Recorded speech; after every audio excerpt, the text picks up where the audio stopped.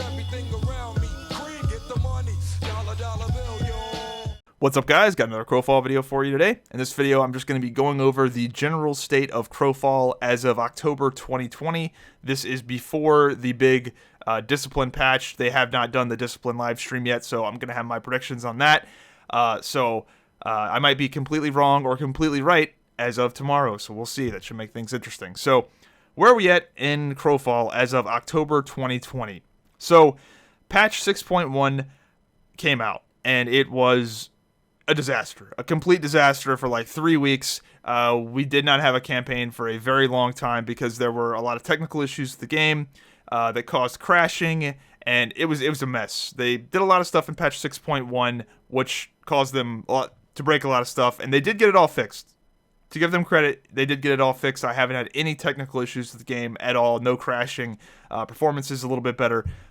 So you can't, it's good now, but unfortunately it sort of took them a little bit of time to get to that point, which meant that a lot of the momentum they had with the beta kind of waned off. When you have 3 weeks of no campaigns and technical issues, it sort of killed off the momentum a little bit. I do think they can get the momentum back, especially with patch 6.2. A lot of the people basically, they just said, hey, we're sick of crashing. We're going to come back in 6.2 and check it out, especially with the complete overhaul revamp of the entire meta, all the new character customization. I mean, everything's changing next patch in terms of abilities, combat, meta. What was good is not good anymore. What was bad is no longer bad anymore. I mean, it's going to be wild next patch. So all those people will be coming back. But right now, yeah, definitely lost some steam, but people are still playing, still have some fun moments. I'm still having fun overall. I've definitely had some funny things happen this campaign, and I'm glad we played for sure. So speaking of that, my guild Cyberbullies is actually in 3rd place. That is not something I created the guild for. Originally, this guild is not meant to be a competitive guild that does super well. But with the way the cards turned out, and we had me and Fitz went pretty ham. We've picked up a few other members that have actually started contributing and helping as well with the crafting part of the game and kind of getting us some relationships with some people that we trade with. The guild has actually been a lot of fun. It is cool that we're in 3rd place. I am not expecting that at all. I'm not expecting that even close to... I'm not expecting us to be even close to a top guild in terms of the scoreboard. We're mainly like a ganking, mercenary, pain-in-the-ass guild, and weirdly enough, an econ guild. This is not something I made the guild for originally, but we are actually like an econ, I don't want to say powerhouse, but we're selling a lot of stuff, and we're getting a lot of money. And that is, I guess, a cool little pivot side effect of what we're doing. Definitely didn't create the guild for that originally. But we're having a lot of fun actually kind of playing the econ side of the game and just being like economical pirates almost. It's very, very strange, but having a lot of fun with that for sure. So Cyberbullies is a lot of fun. If you're interested in Cyberbullies, check out my Cyberbullies recruitment video. Yeah, it's on my YouTube channel. So check that out if you're interested. If you're a ganker type, it might be something you like. But yeah, it's definitely not for everybody, and we are certainly being kind of exclusive with who we let into it because we know that it's not for the faint of heart. It's a harder way to play the game for sure. So this campaign that we entered is a 1 week long campaign. That's also part of the reason the momentum kind of died a little bit. A lot of people don't want to bust their ass in a 1 week campaign just to have it all sort of go away after a week. Generally 2 weeks is a little bit more, 2 weeks is a little bit more stable. In the full release of the game, I expect we'll be seeing campaigns that are a month or 2 months, but they're doing these mini campaigns just to get more and more test cycles, more and more iteration. So yeah, 1 week campaign is also kind of a bummer for a lot of people, but again, I'm having fun. A lot of other guilds are having fun, but nobody's taking it too seriously. So I'm hoping we have probably 5 weeks before we get patch 6.2. I'm going to say 5 weeks, even though that's a little bit more time than they said. I'm going to say 5 weeks, just let me give them some leeway here. I'm hoping that we get a really long campaign, or we get like 1 2-week one and 1 3-week one. Unfortunately, the game is in a very awkward state, with the game still being actively developed and them having a test server and a live server. the game is going to die on the live server when the test server comes up with all the changes and all the new disciplines and all the new gameplay tweaks and meta shifting things. Nobody's going to play the live version of the game, probably including me. I will probably be playing the test server a lot when the test server comes up with all of the new changes. So that's going to be a little awkward. So I don't know if they're just not going to do a campaign when the test server comes up. Because why would they? I mean, everybody's going to be on the test server. So anyway, here's my predictions on what this discipline change is actually going to be and what this meta-defining patch will actually be.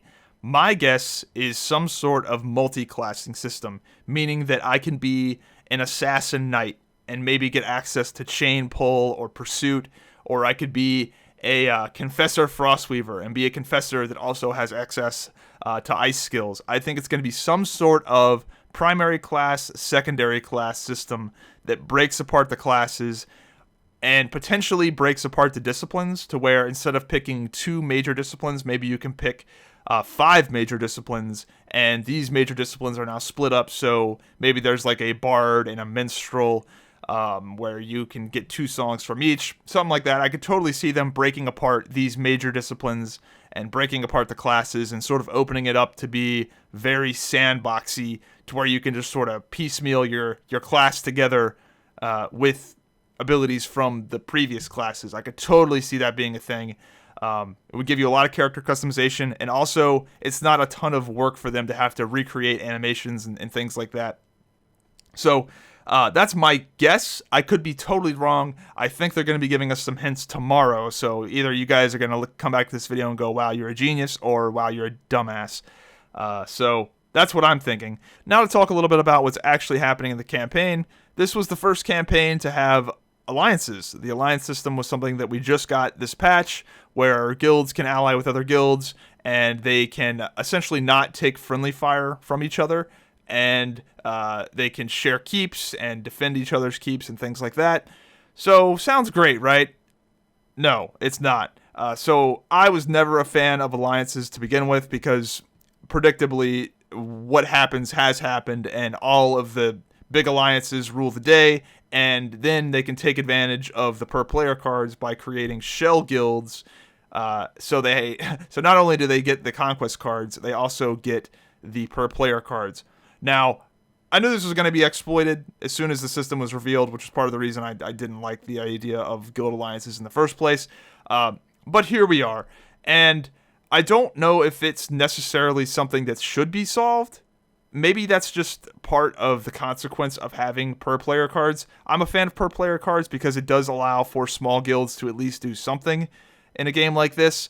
Ideally, I would like to see alliance caps. I'd like to see the cap of an alliance be the same as a guild cap, and that would be 500 players. Is that very arbitrary and a little bit draconian? Sure, but otherwise the game will inevitably arms race its way to factions. That's what'll happen. Small guilds will have very little impact and will inevitably just end up having to merge into bigger guilds and bigger guilds and bigger guilds, and inevitably we have factions.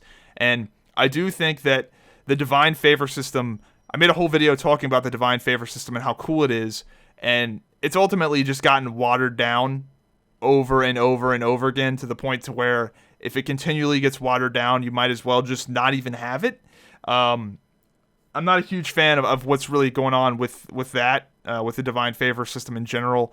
Some of the mechanics, I don't know, they've just gone away from the original vision of it, I guess, and I don't know, it makes me a little sad, but ultimately, I do still have fun with the game. I'm just a little disappointed that it's seeming to be more and more, I guess the previous system allowed for guilds to have a little bit more independence, and, you know, the small guilds never would win the campaigns, but they could be enough of a thorn in the side of the bigger guys to where they could influence the outcome. And that's all I think a lot of small guilds want to do, is be able to influence the outcome of the campaign, even if they personally can't win it. If they can, you know, weigh the other side down just a little bit to have the butterfly effect take over, then I don't know. I think that's all I wanted. Anyway, sorry about that. Another issue that's happened is that since we farmed and infected for so long, there's not a ton of open world activity right now. because everybody's got a ton of resources and dust and iron and whatever people need. People have it because they farmed and infected for 3 weeks straight. So that means that the campaign world is not super lively with people harvesting, and there's not a ton of world activity. This is a problem that Crowfall has from a game design perspective. Far too much of the game is weighted around Siege Hour. Too much of the importance is in Siege Hour and not anything else. So the open world can definitely feel a little dead at off times. And that sucks. It does. It flat out sucks. They need to have some more daily objectives and daily things to get people out in the world doing things that aren't forts and keeps and things like that, because it sucks when the game is dead outside of the Siege Hour. So overall, it seems like this video does seem fairly negative, and I mean there are some negative things, but my guild's having fun. We're having some unexpected success, which is nice, but we're not expecting for that to maintain at all, honestly. I mean, in terms of scoring for our guild, the future, it looks poor. I mean, if the game continues the route it's going, a guild like mine is going to do very, very, very poorly in terms of scoring. However, I think I'm still going to do it. I think my guys are in it for the long haul, because we just want to be the pirate econ guys, I guess. We're having fun with it. So I don't think Cyberbullies is going anywhere. So if you're interested, check it out. But yeah, so 6.1, kind of sucked. It kind of sucked at first. All the bugs definitely took the wind out of the sails. There's no getting around that. But hey, they got it straightened out. No more crashes. The game, performance-wise, is a little bit better. The big fights still run like shit, but dude, that's gonna be tough for them. I mean, that's gonna be an ongoing issue in this game. Is the big fights will always run like shit, because let's say they get 50v50 to run buttery smooth. Guess what? The game's gonna escalate to 60v60 and 70v70, which is part of the reason why I want to see them stop this factions arm race, this arms race to inevitable factions. I would like to see them tackle that from a game design perspective, so they don't have to continually have it be a technical problem with more and more people showing up to these battles, because the arms race just escalates more and more. So anyway, that's what's up with Crowfall. Live stream tomorrow. Should be interesting to see the discipline reveal, if I'm right, if I'm wrong. Anyway, hope you enjoyed the video. See you next time. Have a good one.